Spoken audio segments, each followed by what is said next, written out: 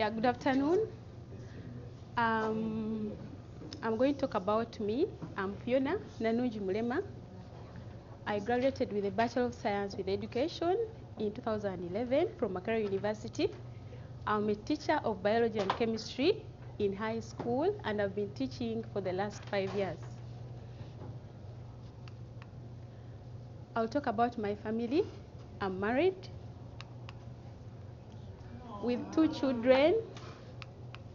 That's my firstborn, Daniel, and my secondborn, Micah. He's just 1 year. I'm going to talk about my school.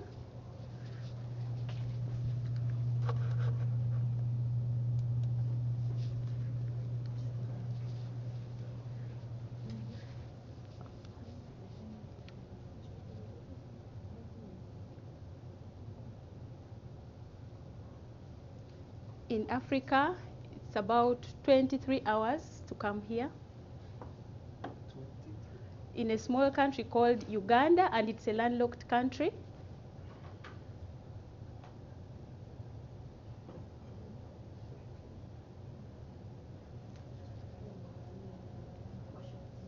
That's my school. I have just very few pictures about my school.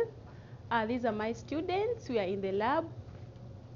That is how my class looks like. Here my students were taking a final exam, like a summative kind of assessment, and here still we are doing some practicals in the lab. I'm going to talk about one issue because most of my friends from Uganda have discussed most of other issues like cultural issues, religion, but I will talk about one issue in the northeastern part of my country, and that is female genital mutilation. It is just a practice which involves removal of the external genitalia. But before I continue, this is a cultural issue. I want you to look at it in a cultural perspective. So don't say that, oh, Ugandans are so, it's just a cultural issue. Not in my tribe. And as I told you, it's in the northeastern part of Uganda, and these are some of the gadgets that they use. It's in these tribes, the Pokot. In the Pokot, it's about 95% in women. The Sabine, which is about 50%. And then there are other small tribes like the Buko, the Kwen, the Amdats, the Tepeth. Of course, female genital mutilation is not just in my country. It is a worldwide issue. I think when you look at all these African countries, you can really try to look at the picture. But in my country, it's about 20% of the total population. And when you can look at, if you look at Somalia, it's about 98%, Guinea, and so many other small countries in Africa. However, there is a survey which shows that about 30 million young girls are expected to be victims of the practice in the next 10 years. Why is it practiced? As I told you, it is a cultural issue, and we look at it as a prerequisite to marriage. If someone is not mutilated, for example, they will not be married in those specific tribes that I told you. It's also a symbol of courage, responsibility. For example, in these tribes, if you're not mutilated, you can't gather grain from the granary, you can't be considered a responsible person, and so on. I'm going to show you a very short video of how the situation is like in the Pokot community.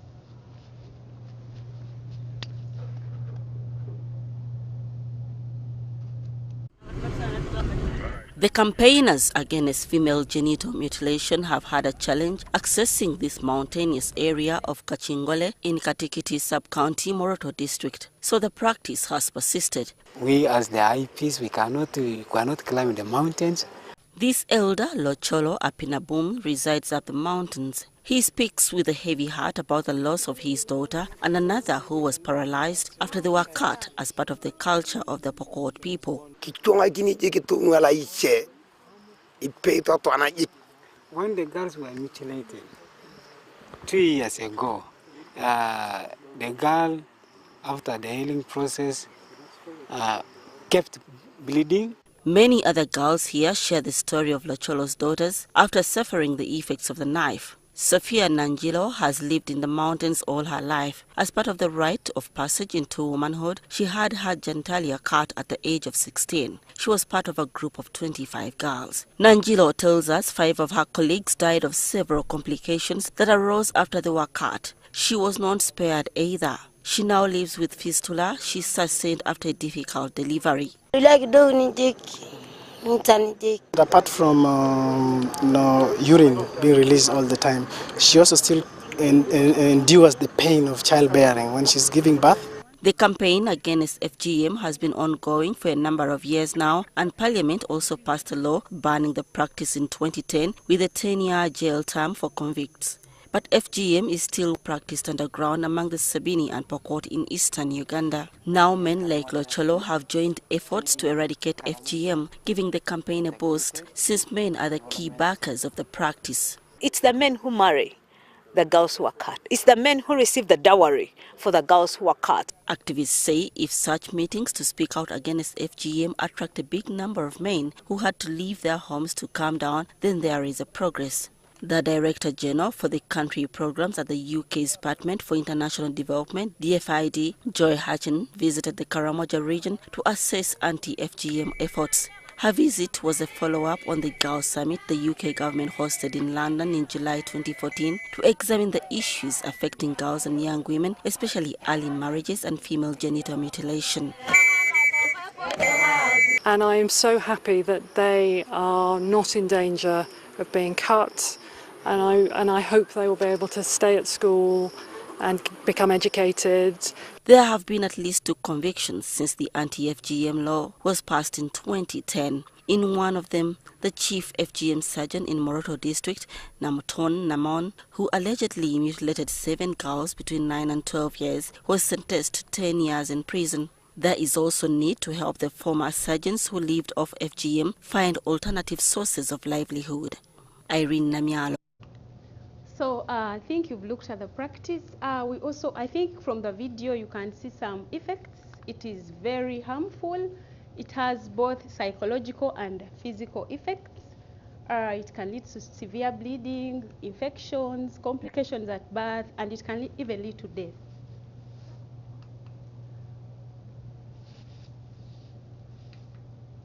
However, there are a lot of global interventions which are in place to see that we mitigate or we curb the practice, and maybe you can just watch this short clip to see what has been done.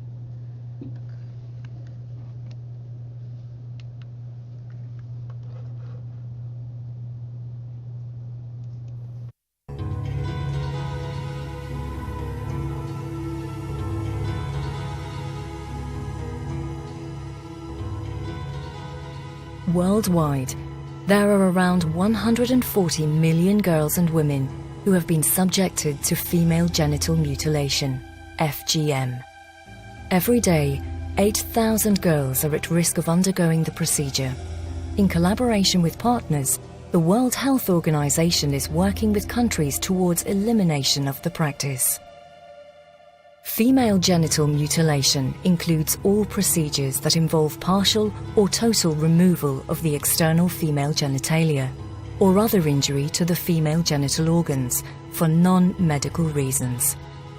FGM has no health benefits, causes severe pain, and has several immediate and long-term health consequences. An HRP study showed that female genital mutilation is associated with increased risk of complications during childbirth and significantly higher death rates among infants. HRP is also supporting research to look more in depth at the reasons for the persistence as well as abandonment of female genital mutilation. In 2008, HRP coordinated an interagency statement on the elimination of FGM. Following this statement, the World Health Assembly passed a resolution denouncing female genital mutilation as a violation of human rights and a barrier to achievement of the Millennium Development Goals. Through this resolution, all countries have committed to increase their efforts to support the elimination of FGM. Female genital mutilation performed by health professionals is increasing, yet it does not necessarily lead to harm reduction and creates implied approval of the practice. With HRP's lead, in 2010, a global strategy to stop healthcare providers performing FGM was developed. A key role for health professionals is, however, providing care for girls and women suffering negative health consequences from FGM, as well as support for its abandonment. HRP has developed a series of training courses and technical tools for healthcare workers, including guidance videos for counselling training. In order to prevent millions more women and girls from suffering the health consequences of FGM and violation of their human rights, it's vital that HRP's work on female genital mutilation continue and be intensified.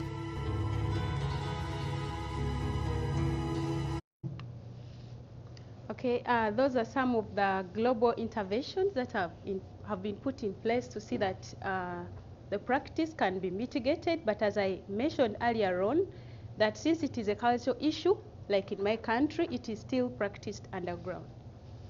What can you do? You can join the global fight to end female genital mutilation, and you can do this by recognizing the 6th of February as the International Day of Zero Tolerance for Female Genital Mutilation.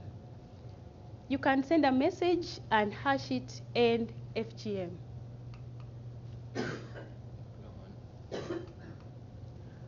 Yeah, that's what I had for us. It's a very dangerous practice. As we've seen, it is illegal and harmful.